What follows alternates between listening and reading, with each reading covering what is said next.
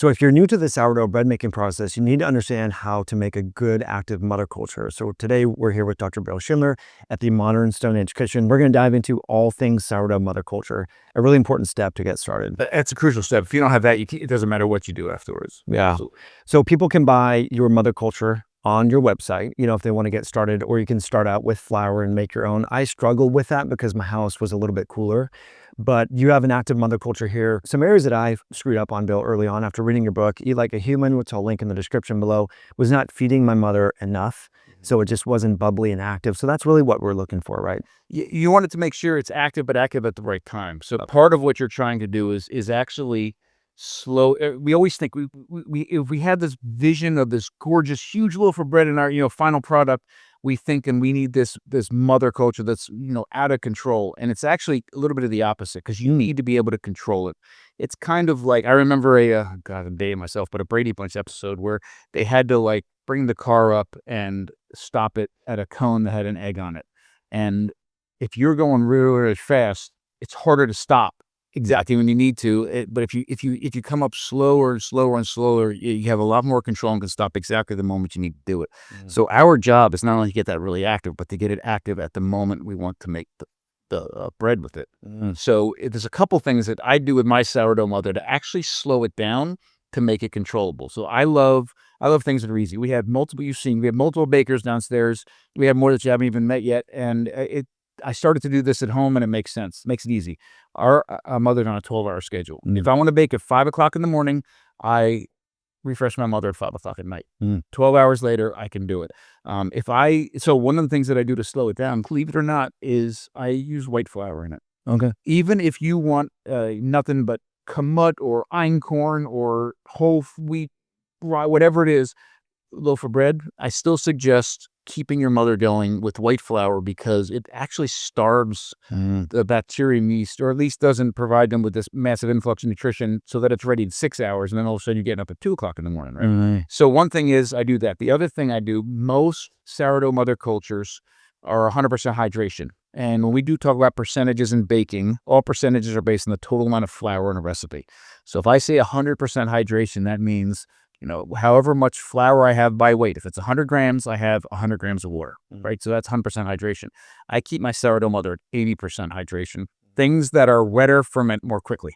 Things that are drier ferment a little bit more slowly. So with that combination of white flour and a little bit less water, I'm able to, even in the summer, hit about a 12-hour fermentation, which works really, really well.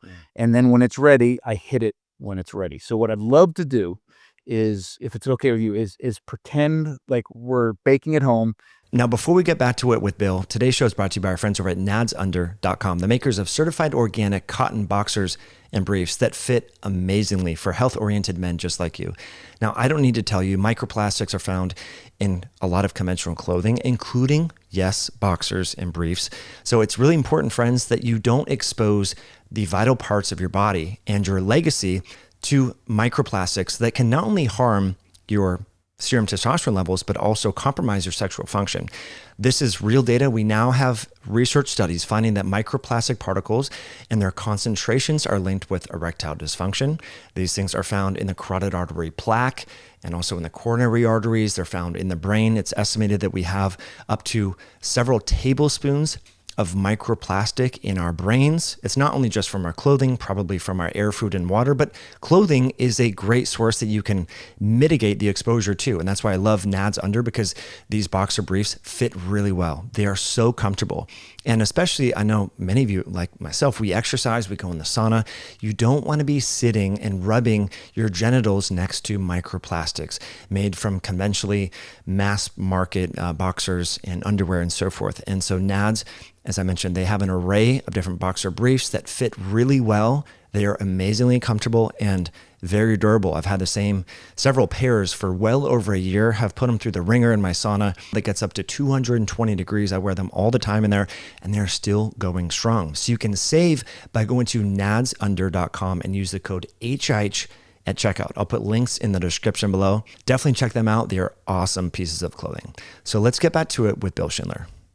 Most people at home bake, I'd say, a Saturday. So we're going to pretend we're ready to refresh our mother, and we'll talk through this. So I'm taking Sure. my mother out of the refrigerator, It sat in the refrigerator overnight. I'm sorry, all week since the last time I baked. This, just for everybody looking at this I pulled out of a larger container of mother, so it typically would be a little bit higher than this. This is 400 grams in here, and it would be up to about, it actually would be exactly at a quart when it's perfectly ready, but it deflated when I pulled it out, so it's ready. Okay. This says, let's pretend for a minute, then we can talk about a bunch of different variables and best practices for different changes, but let's pretend we bake every Saturday morning, and it's now Friday night. I'm going to refresh this mother. What is in this container is flour, white flour, water, and trillions of wild bacteria and yeast. And really what I'm doing as a baker is I'm just babysitting trillions of bacteria and yeast, right? It's all that I'm doing. So I'm going to take this and refresh it before I get it all nice and active before I'm going to bake tomorrow. Mm-hmm.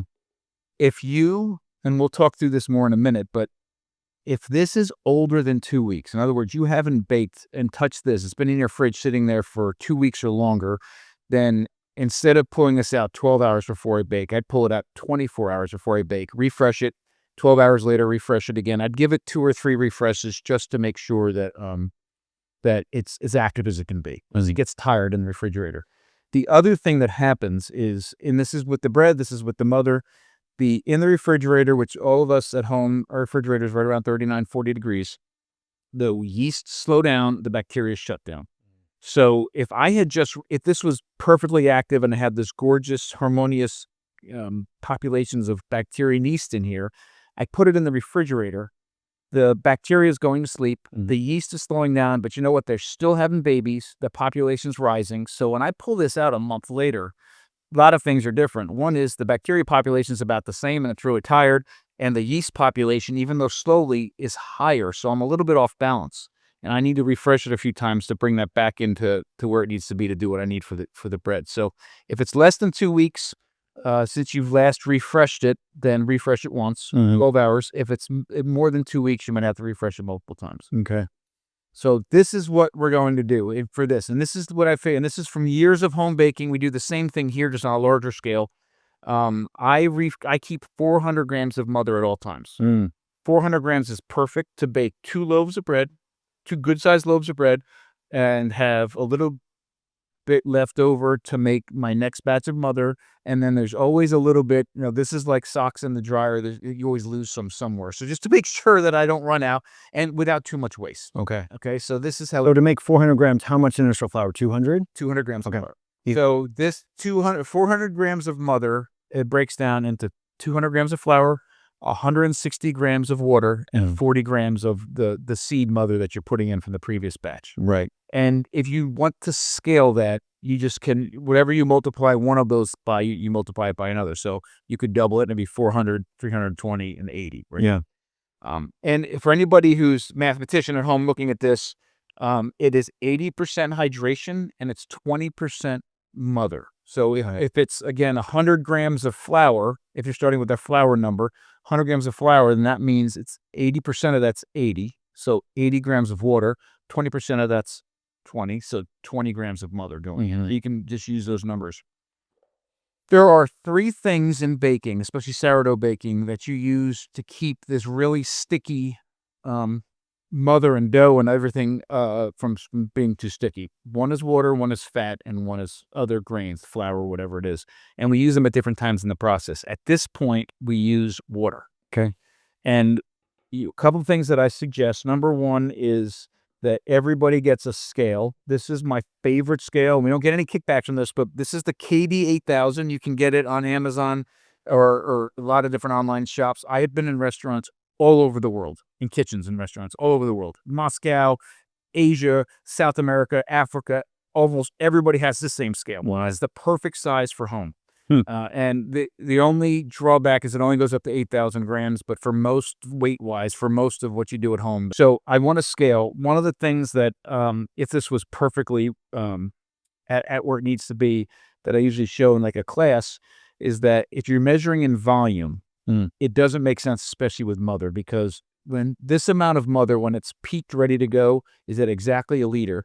And then I go like this, and it drops down to where it is right now, and the volume has changed in seconds. So measuring cup doesn't make a difference. Right. Weight makes a difference. We put a bowl on there, and I put, believe it or not, this is my water that I'm going to cook with, or mix with. This is my water that I'm going to keep things from sticking. It's all going in there at the same time. Right. This works great. It helps make sure that if I got this thing covered in mother and set it aside and came back 3 hours later, I'm scrubbing. It can take, yeah. So it goes in the water. Okay. So the first thing that I do is I add my water. So 160, we're getting the Jersey accent with the water under. Sorry about that. There are some calculations that we can use to identify exactly the temperature of water that is going in different things. It's not that important over a 12-hour schedule. When we mix the dough, it makes a difference here. So warm water, and you baking 76 degrees is usually what we're talking about for room temperature. Some people ask me, how accurate do you need to be? I actually measure to the gram. I have the guys downstairs measure to the gram.